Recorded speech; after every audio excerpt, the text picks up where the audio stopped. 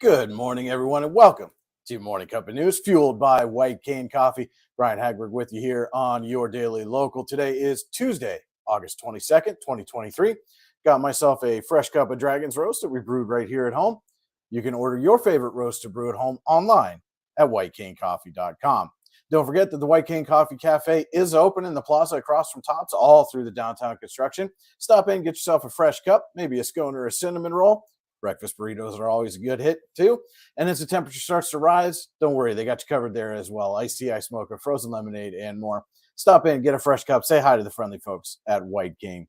And if you don't want to deal with that construction, that's no problem. White Cane's also available on DoorDash. Just place your order, have your favorites delivered right to your door. And now let's take a look at today's news. New details about Michael Burham's escape and his alleged kidnapping of a Sheffield couple were revealed during a pair of preliminary hearings at the Warren County Courthouse yesterday. Under questioning from Pennsylvania Deputy Attorney General Heather Serrano, City of Warren Police Detective Tiffany Post testified that Burham was provided bed sheets by other inmates to escape the Warren County Jail on July 6. Quote, "It's my understanding that the bed sheets were provided by other inmates," Post testified. "There was a rope with bed sheets braided together and knotted at the top." Post couldn't confirm the exact number of bed sheets used, but said that it was, quote, "approximately 8. Post testimony led to a charge of criminal conspiracy being added to the escape docket. Warren County Jail Corrections Officer Steve Belcher, who was working in the control room of the jail at the time of Burham's escape, testified that he observed Burham climbing on top of exercise equipment. Quote, "I was working in the control room and observed him climbing on top of exercise equipment," Belcher testified. "I immediately called Officer Curtis to check the yard. His feet disappeared, and that's as far as I could see with the camera. Officer Curtis checked the yard and called that he was on the roof. That's when I called for additional officers to surround the jail. There was no delay in either call. It was immediate." Those charges, along with a litany of charges from Burham's first stint on the run from police in May, were bound over for court following the hearings. Charges from the May incident, including kidnapping, were part of a separate preliminary hearing yesterday. Dockets were heard separately because they are being prosecuted by separate agencies. Burham is facing 33 charges on the kidnapping docket, including 2 counts each of kidnapping to inflict injury or terror, using the victims as a shield or hostage, flight to avoid or flee the area, terroristic threats, and criminal trespass. In addition, a count of theft by unlawful taking was added after Jessica Anderson, who along with her husband David were allegedly kidnapped by Burham in May, testified that Burham took clothing and water from their Meade Township home and used David Anderson's credit card to purchase gasoline. Jessica Anderson testified that Burham confronted her in the couple's garage shortly before she was to leave to go to her granddaughter's soccer game at the Warren YMCA. Quote, "I had given David lunch and went to the garage, and the suspect was looking in the driver's side window," Anderson testified. "I recognized his picture from the news, but didn't want him to know. I said, 'Who the hell are you?' He said, 'We are going to go on a trip.' He pointed his gun at me. It was a big gun. He told me it was a .357. We own guns, so I was familiar."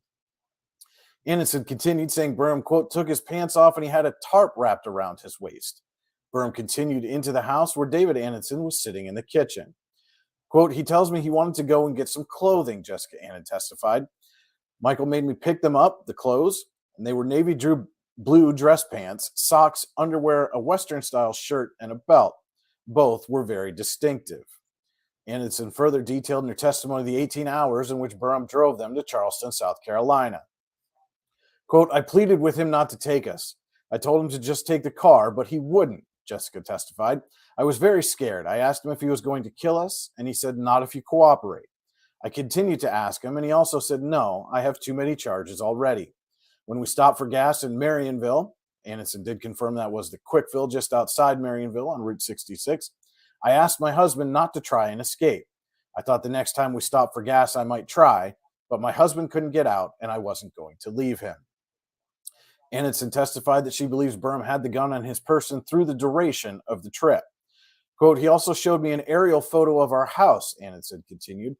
"He said he picked us because the house, is isolated and an elderly couple with no large dog. He told me he had stashed supplies behind the house and showed us in the picture where he stashed them."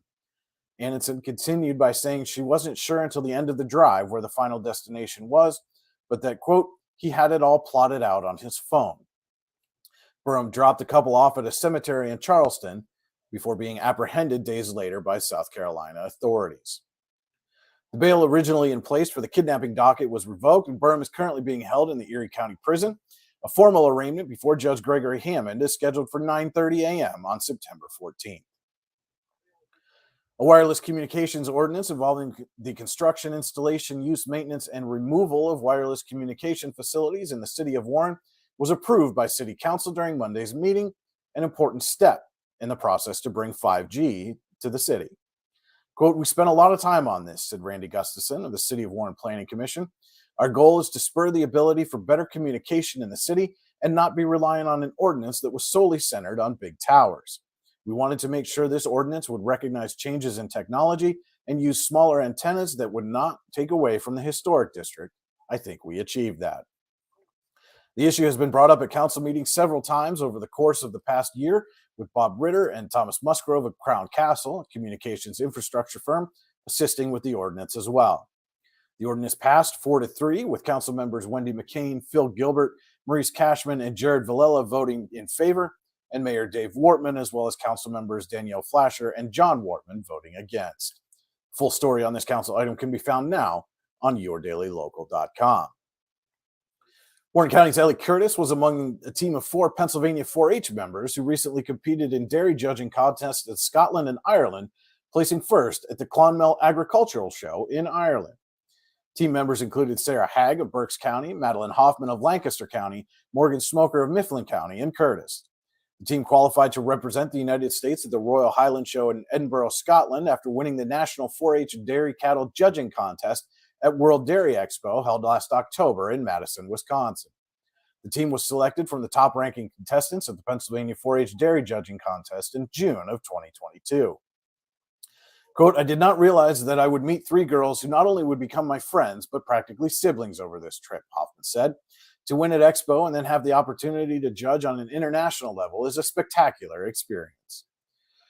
Chad Deschaux, Associate Professor of Dairy Cattle Genetics at Penn State's College of Agricultural Sciences, served as the team's coach. Quote, "I learned that judging in foreign countries is a lot different," Curtis said. "Unlike the 15-minute judging time frame in the U.S., the Scottish competition allowed just 5 minutes. Quote, "This experience taught me that working together and gathering information from a variety of people to combine with my own knowledge is an important skill," Curtis said. Check out the full story on these events now on yourdailylocal.com. We'll be right back with today's weather forecast after this.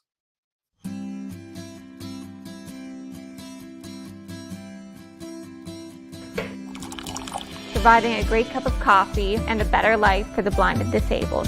White Cane Coffee, because every cup makes a difference.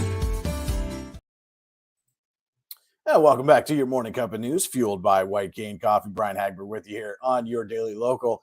And now let's take a look at the day's weather forecast from the National Weather Service in State College. Today will be mostly sunny with a high near 77. Calm winds will shift to the northeast at 5 to 7 miles an hour throughout the morning. It will be mostly clear tonight with the temperature dropping to around 52 degrees. Northeast winds will be blowing around 5 miles an hour initially, but become calm as the evening progresses. We'll be right back with your morning cup of sports after this quick message. Have you ever wanted to play an instrument? The Warren Music Conservatory is the area's only choice for premier music education, with the area's top music instructors giving you fun and exciting music lessons for a variety of instruments and styles. The Music Conservatory also rents and repairs instruments of all types. And don't forget to stop in and check out our student bookstore for your musical supplies like strings, sticks, picks, and more. What are you waiting for? Stop dreaming. Start doing today.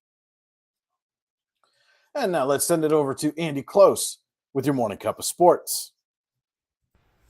Good Tuesday morning, August the 22nd. It's time for your morning cup of sports fueled by White Cane Coffee. The Warren Dogs got their 2023 season off to a strong start with a 2-0 win over Port Allegheny. Clayton Hammerbeck, Noah Pape, and Chase Robb combined on a sack for a safety in the end zone after Jeremiah Lyons' punt pinned Port at its own 3-yard line. The defense forced 3 turnovers in all, with a game-sealing interception by Hammerbeck and fumble recoveries by Lyon and Ryan Hilliard. As a whole, the Dogs' defense surrendered only 50 total yards. Pape had 12 tackles, and Hammerbeck had 8 tackles as well as 3 sacks. Dogs offense had 188 total yards. Rushing, led by Clay Cummings, Keegan Weisinger, Pape, Timothy Koch, and John Nunez. Weisinger had 29 passing yards as well. Cummings and Weisinger both had touchdowns called back due to penalties. The Dogs will play their home opener at War Memorial Field on August 26th at 4 p.m. against Countersport in a rematch of last season's championship game. Don't forget you can send your results into news at yourdailylocal.com. That is your morning cup of sports, fueled by White Cane Coffee. Have a great Tuesday, everybody.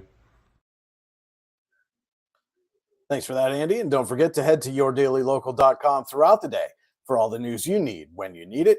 You can also like, subscribe, and follow us on Facebook, YouTube, Instagram, and Twitter. Just search Your Daily Local on your favorite social media channel and hit that like, subscribe, or follow button. You can also subscribe to our weekly email newsletter online at yourdailylocal.com. Just click the subscribe to our newsletter button, enter your email address, and get our newsletter delivered right to your inbox. Don't forget to tune in each and every weekday morning at 8:30 a.m. for your morning cup of news, fueled by White Cane Coffee. And every Saturday morning at 9:30 a.m. as White Cane Coffee presents Coffee and a Conversation. We sit down from someone in the community to talk about the people, places, events, and happenings throughout the region that matter to you. Always a conversation you won't want to miss every Saturday at 9:30 a.m. That'll do it for your Tuesday. Hope everybody has a great day. And remember, if you change one life, you change the world. Cheers.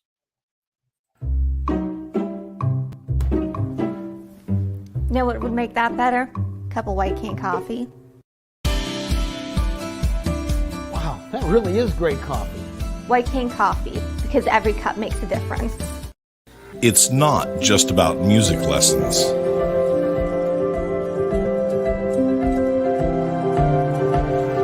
It's about hard work, perseverance, dedication, self-expression, making memories. Let's make memories together.